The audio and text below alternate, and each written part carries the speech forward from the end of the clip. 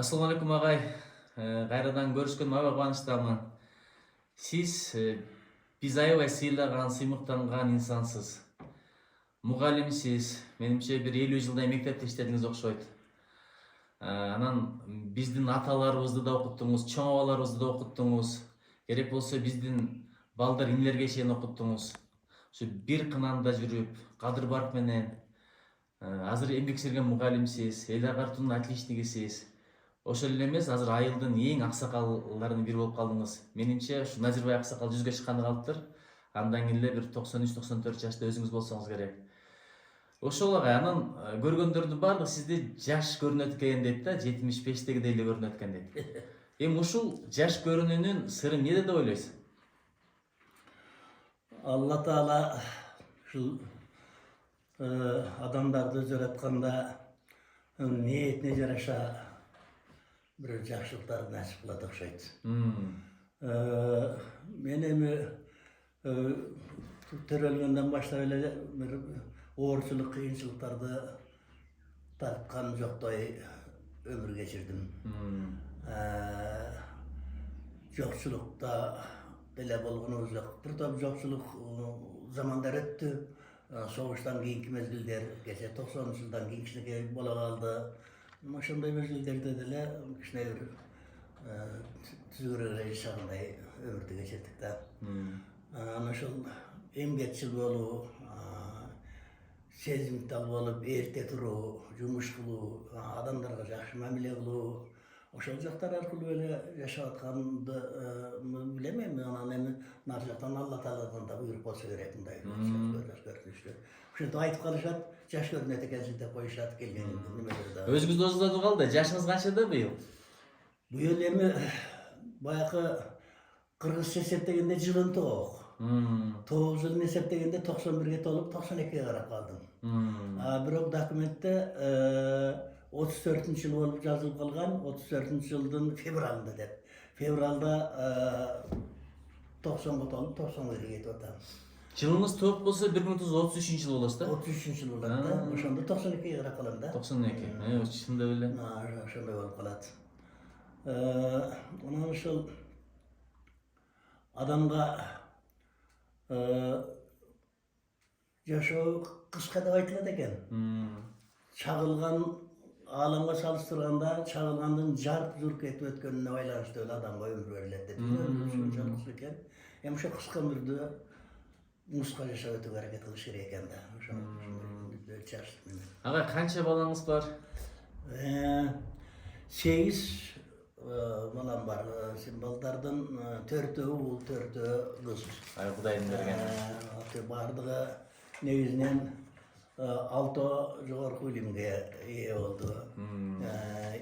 Кыздарымдын бардыгы өзүмдүн кесибимди тартып мугалим.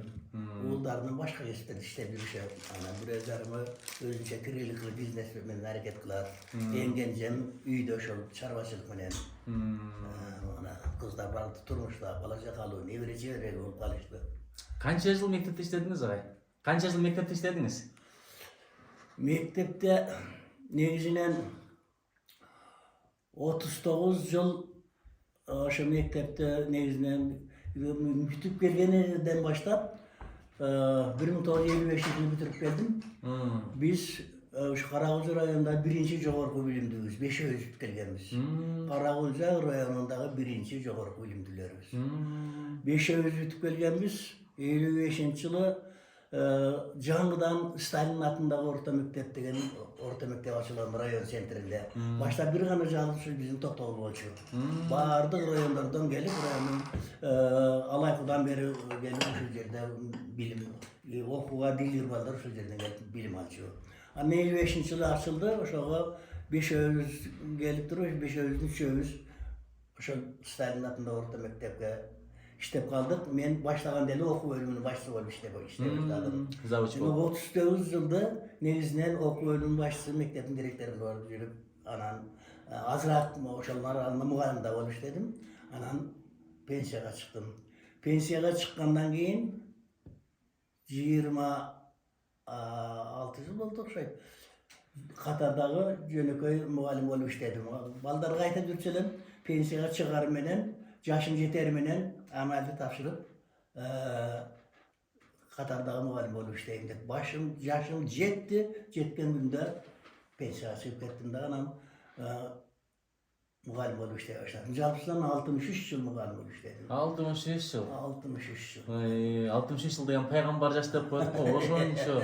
Сиздин ишиңиz, стажыңыз ошончо болуп атат. 63 yıl işledim. Ошондо бир 80ден өткөнчө мугалим болупсуз да? 85 olup kalavı. 85 yaşka şey. 85 yıl işledim. 18. yılı taşladım da gözüm jurnalda жетпей kaldı.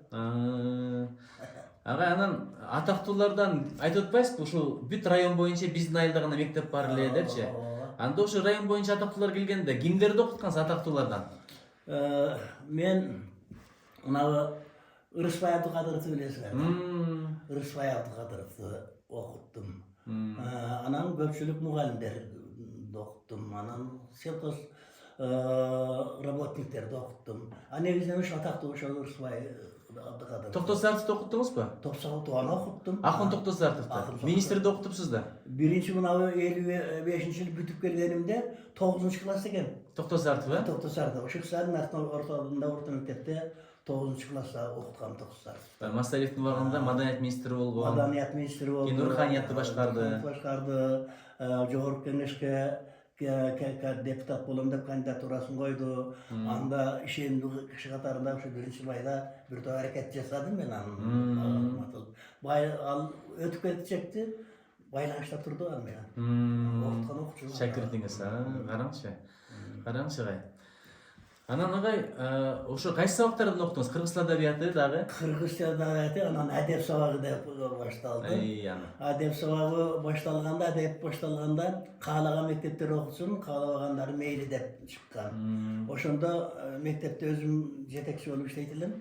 Анан адеп сабагын киргизип өзүм окута баштадым. Районубузда 2 мектепте окутат эле, калгандар окуткан жок дегенде.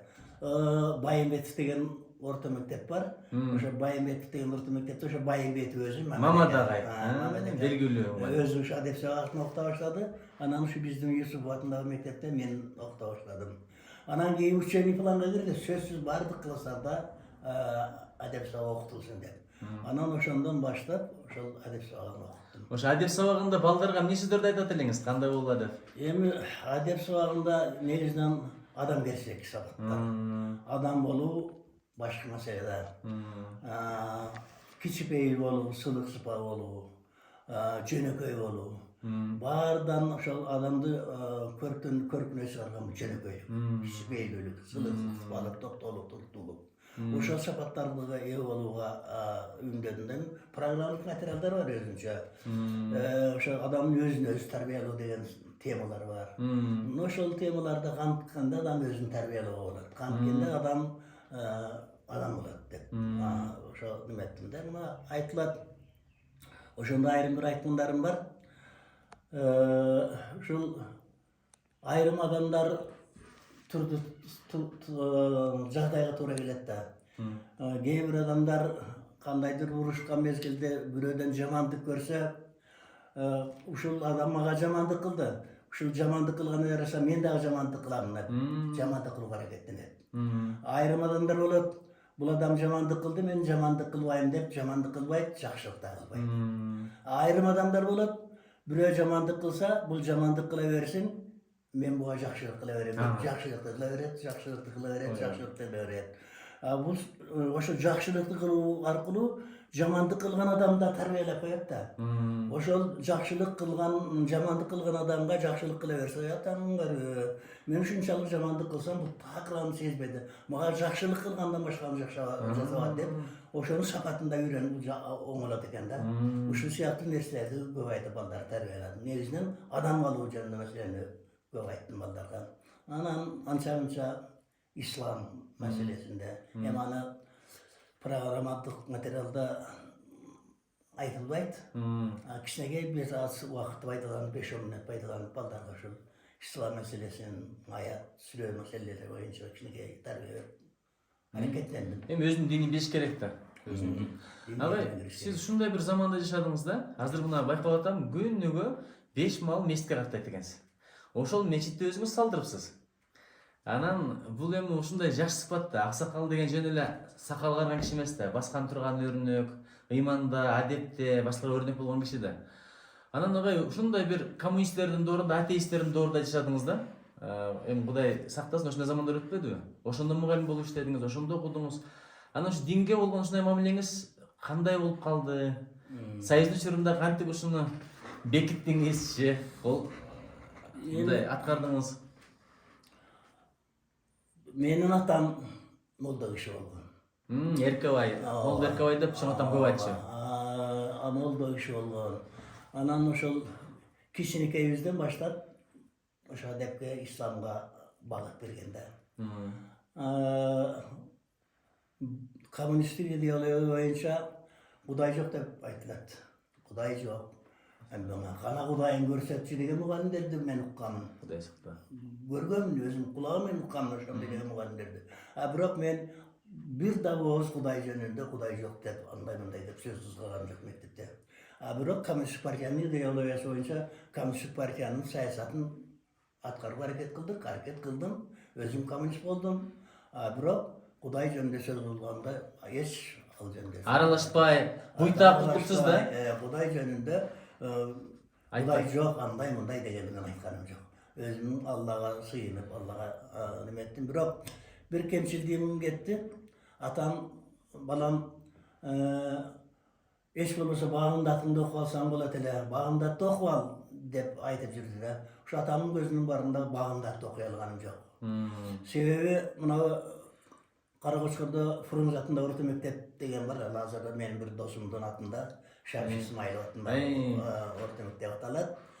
Ошонун эки мугалими айт намаз күнү ошо айт намаз окуган жерге барып коюптур. Намазга турбаптыр. Анан ошону бирөө жеткирген экен, ошол жерде мугалимдиктен четтетип ийген да. Мына ушундай замандарды көргөнбүз, ушундай болгон да. Ошондой заманда Желе барып койгон үчүн намазга турбаса деле. Ушунчалык катаал болгон да. Бөркө ал десе башталган заман болгон экен да. Заман болгон да.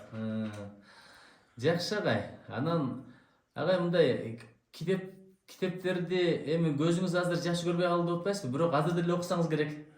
Китептерди окуй албай калдым. Күнүмдүн таахирин этпей калдым. Балдар канча немелерди небереме окутуп кичине пайдаланып калам. Неберем Кудайга шүгүр, кичинекей неберем Куран китеп окуп калган. Ошол китептерден окуп Курандан сүрөлөр жаттап, мисалы жөнөкөй эле айтып коеюн. Hazreti Yasin'de толук жаттап койгон, бир топ сүрөлөр жаттап койгон, китепти окуйт кадимкидей. Анан жөнөкөй китептерден анан окутуп угуп коем. Агай, дагы бир эки суроо берейин эми. Мындай канчада туруп, канчада жатасыз шу күндөрү? Илгери bir akılmandan bir surattır. Baktılılık degen emne? Dese, baktılılık degen her bir tağdan atışın görü deyip aytır. Karanızçı, her bir tağdan atışın görü bu baktılılık deyip. Görse bu çineken, her bir tağdan atkanını görmesen, Joro joldoşlarım menen kayaktan joluşasın. Emgek adamlar menen kayaktan joluşasın. Joro akıldı, ulu küçüler menen kantip joluşasın, kantip mamile kılasın. Ошол таңдын көрүшү, таңдын атышы көрүү бул бактылуулук экен да. Ошол бактылуулукту насип кылган окшойт. Эрте турам мен. Таң атканга чейин турам. Таң атканга чейин туруп, даарат алып, анан кийин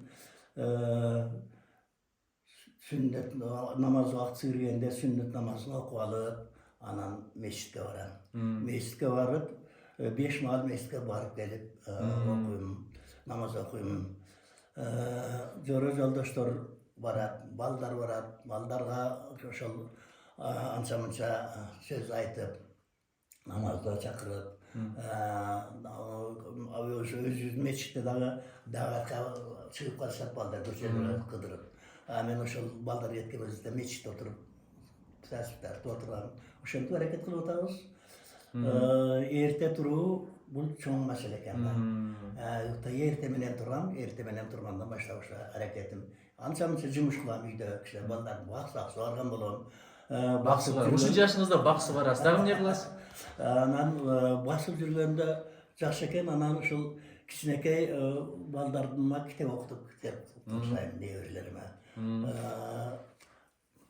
Колдон келген кызматты кылам, жасайм, аракеттенем. Агай ушу мектепти башкарып жүргөн мезгилде деле директор болгондо, завуч болгондо ошо менен элек болдуңузбу же бир дыйканчылык кылдыңызбы, мал чарба кылдыңызбы? Ооба.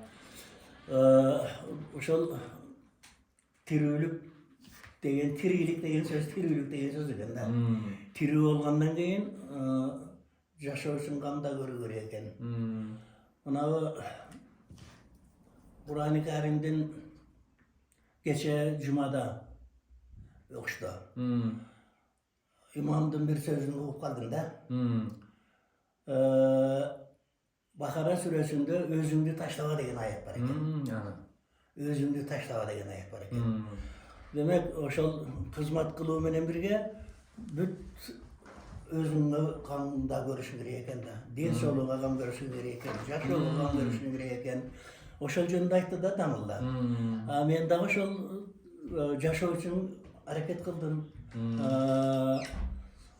Базарга барып анчанынча базардан мал алып жайлоого кое берип күзүндө сатып, анан ошо мал чарбачылык менен аракет кылып, мал түзүүгө аракет кылдым. Анан арычылык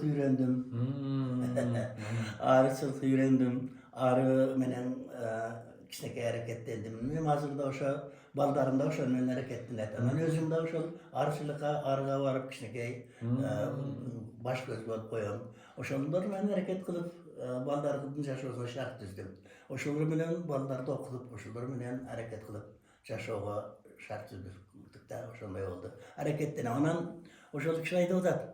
Эгерде дейт, ошол аятта айтылгандар дейт, айтылгандай ден соолук үчүн да күрөшүш керек дейт. Ден соолук үчүн да күрөшүш керек. Өзүңдү таштаба дегендик, ден соолук үчүн да күрөш деген дейт. Айрымдар айтат дейт, дары ичпей укол алба дейт. Ал туура эмес деп айтат. Дарыны да ичиш керек дейт, ден соолук үчүн күрөш керек. Уколду да алыш керек, баардыгын жасаш керек деп айтат да. Демек жаңы өзүңдү таштаба деген аяттын мазмуну ушунда деп айтты да. Анан ошо өзүмдү таштабай келген окшойм мен дагы. Аракеттенип келген окшойм.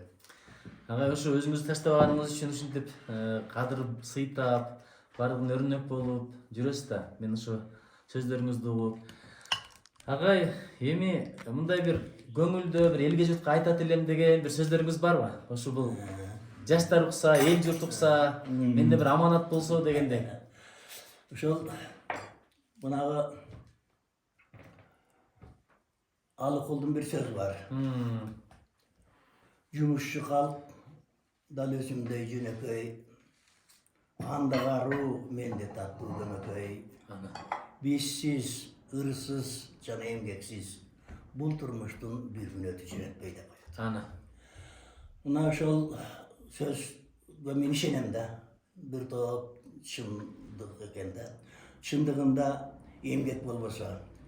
Мына Союздун гербинде орок менен балканын туташтырып койгон символ эле. Бул демек жумушчулар менен дыйкандар бирге деген сөз. Баардыгы бир эмгекчил адамдар деген сөз. Ошол Алыкулдун айтканындай завод фабрикада жумушчу болбосо, тигүү секторунда жумушчу болбосо, башка кондитердик андай чыгарган фабрикаларда жумушчу болбосо, айыл чарбада дыйкан болбосо, малчы болбосо, сүт болбосо, нан болбосо, эт болбосо, эмне болот? Болбойт да, жашоо жок. Ошондуктан ошол адамдардын, эмгекчил адамдардын болушу жакшы да, эмгекчил адамдын болушу. Анан жазуучулар, акындар, таланттуу адамдар жан дүйнөсүн инженер деп коет. Ошол таланттуулардын, акын жазуучуларынын чыгармаларын окуп, ошолордун таасири менен таасирленип, жакшы сапаттарды кабыл алып, жаман сапаттар эгерде өзүндө болсо аны сапатынан кылып мүнөзүнөн жоругунан алып таштап жашоону адамдарга каалайт элем. Мм. Эмгекчил болууну каалайт элем. Анан ошол жаңы мен айттым, ошол таң аткандан тартып кеч киргенге чейинки аракеттин баардыгы жакшылыкка жумшалыш керек да. Анан адам жөнөкөй болуш керек. Ушак айынан тышкары болуш керек. Бой көтөрүшүлүктөн тышкары болуш керек. Жөнөкөйлүк, токтоолук, туруктуулук сапаттарды адамдарга каалайт элем. Кээ бир мезгилдерде ошол адамдар ошол чакырган жерлер болуп калат. Анан ошондо бата бериңиз деп калышат да. Эми мен эң айылда улуу адам катарында эми көпчүлүк мезгилдерде жашырагында деле ошентип калышты эле. Анан ошондо бата берүүдө ошо шартка байланыштуу бата бериш керек да. Жаш балдарга бата тилеп калышат, ага ылайыктуу, аял кишилерге бата тилеп калышат, ага ылайыктуу, мырза жигиттерге бата тилеп калышат, ага ылайыктуу, улгайган адамдар бата тилеп калышат, ага ылайыктуу бата берүүгө туура келет да. Анан ошондойлордун биринен мисал үчүн эгерде улуу улгайган адамдар бата тилеп калса, балдары, неберелери, чеберлерине жакшылыктар тилеп айтып келип, ошолордун күнүн күзгүлө деп айтып келип, анан кийин эгерде эркек киши бата тилеген болсо, байбичеңиз экөөңүздөрдү Алла Таала кыямат кайым күндөрүндө Фирдоус-ы жаннатында бирге болууну насип кылсын. Кандай сонун бата. Бата кылам да. Ушундай нерселерди адамдар кабылдаса, айрымдар эми бата берсе бир жакшылык болсун, андай болсун, бай бол, бий бол дейт. Бай бол, бий болуу бул убактылуу нерсе. Ошол адамдарды ушул байлык, бийлик үчүн эмес, адамгерчилик сапат үчүн жакшылап жашап өтсө, өмүр кечирсе деп тилейм да. Анан адамдарга жакшылык каалабасаң, адамдарга жакшылык тилебесең, өзүңдө болгон жакшылыкты башка да болсун деп тилеш керек да. Мунду көрө албаслык болбош керек адамда. Көрө албас адам бул болбогон адам. Бирөөдө болуп турса, бола түшсө экен, дагы бола түшсө экен деген ниетте жашаш керек. Эч качан ич тары болбош керек. Мен адамдарга ушуну каалайт элем. Ушундай адамдар болушун каалайт элем. Анан мына өкмөтүбүз, мамлекетибиз бир топ жакшы болуп бараткандай сезилип атат. Жеп ичкендерди жок кылып атабыз деп айтат. Эми аны силер жакшыраак билесиңер. Ошол кыргызда кеп бар. Улууң адил болбосо, убара болгон эл калып деген. Улууларга, улуктарыбызга адилеттик болсо, адилеттикти тилейбиз. Мамлекетибизге тынчтыкты тилейбиз. Жогорку кеңеште иштеп аткан депутаттарга силерге ынтымакты тилейбиз. Амин. Алла Таала ошо баардыгыңарга жакшылык каалайбыз. Эми анча мынча мындай жөнөкөй адамдарга анча мынча улуулар тарабынан мындай бир калпсыраак, адилетсизирээк мамиле болгон жүргөнүн байкап калып атабыз. Эми биз жөнөкөй адам алар жөнүндө бирдеке деп айтыш бизге кыйыныраак. Ошо өлкөбүзгө, мамлекетибизге ийгилик болушун каалайм. Анан жаңы мен айтпадымбы, ушул бул жашоо аз экен. Арабыз, жерибиз бир, тиги дүйнө. Ошондо тилегим, каалаган үмүтүм, күткөн үмүтүм ушул кыямат кайым күндөрүндө ошол Фирдоус жаннатта тилектеш жакшы адамдар менен бирге болууну ошол бата кылам. Ошондой күндөрдү баардыгыңарга жакшы адамдар менен кыямат кайым күндөрүндө Фирдоус жаннатында жакшы адамдар менен, өз жарлары менен, тууган уктары менен чогуу болууну каалайт элем. Жакшылыктарды каалайм. Амин агай. Агай, чоң рахмат. Аябайсын сөздөрдү айттыңыз. Аны айтпадыңыз, барган жерде бата сурайт деп, балага, жубайларга, үйлөнгөндөргө. Азыр эми Кудай буйруса сиздин бир бүт дүйнө боюнча биздин кыргыз мекендештерибиз көрөт, балким которулса башка элдер көрөт. Ошо бүт баарына бир батаңызды берип коюңуз эми. Amin. Ушул Алла Таала барлык жакшылыктарды насип кылсын. Амин. Коңгушуң тынч болсо өзүң тынч деген кеп бар. Элибиз, заманыбыз тынч болсун. Коңгуш мамлекеттер тынч болсун. Алла Таала дүйнөдө согуш болбосун. Бул согуш, бул өлүм. Андан башка пайда жок. Экономикалык жактан артта кетүү, андан башка пайда жок. Ошондой нерселер бизде болбосун. Ынтымактуулук күчөсүн. Алыста талаада иштеп жүргөн балдардын Алла Таала иштеген иштерин кийип берсин. Тапкандарына берке берсин. Тапкандары буйруп насип кылып эсен аман эл журтуна келсин. Кызмат иштеп жүргөн уулдардын, кыздардын кызматы жогоруласын, мартабасы жогоруласын. İştegen işlerinde joro joldaşlarının kadırvatına iyi olsun. İştegen işlerinde iyilikleri yaratsın. Allah Teala'dan kütkön tilegimizin Allah Teala kabul kılsın. Uğuldardın kızlardın günün güçün görsün. Uğuldardı kızlardı, işeninde uğuldardı kızlar terbiyelasın. Ona bir Baytıl'da onun bir varken ne degen? Ne menik eken? Tamam bir. Esten çıkıp kaldım. Kандай башталат? Кандай башталат? Эл эмгектен эскерсин дегенби кандай? Жок, эл эмгектен эскерсин Токумбаевдин сөзүн билем. Ошол балдарды тарбиялоодо жөнүндө да ошол мен bir akın jaman sarı, kolunda oynoktogан kalam sabı. Eneke mektep törep koysa gerek, Kırgızda göbeysin dep adam sanı. Degen sabı var da, oşo Kırgızda göbeysin adam sanı degen bolboy, oşo Kırgızga emgeksin yürgen, Kırgızdın patriotu olgan yaranlar payda olsun. Sapattı, Yaranlar payda olsun. Oşonda elge jurtka kızmat kılgan, elge jurt üçün janın kuyuzgön, memleket üçün janın kuyuzgön, oşonda ile öz üçün de janın kuyuzgön pendelerin jararışı olsun. Allah Teala şonday adamların ösüönüksün, nasip kılsın. Amin. Rahmat agay. Ayağını tapmadın mı? Tapmayatım. Esten çıkmadı degen da. Ушул жашыңызда агай буларды. Аслан, кандай жакшы. Ya çayı. Чоң рахмат агай, чоң рахмат. Кудай колдосун, тилегиңиздер кабыл болсун, амин. Rahmat.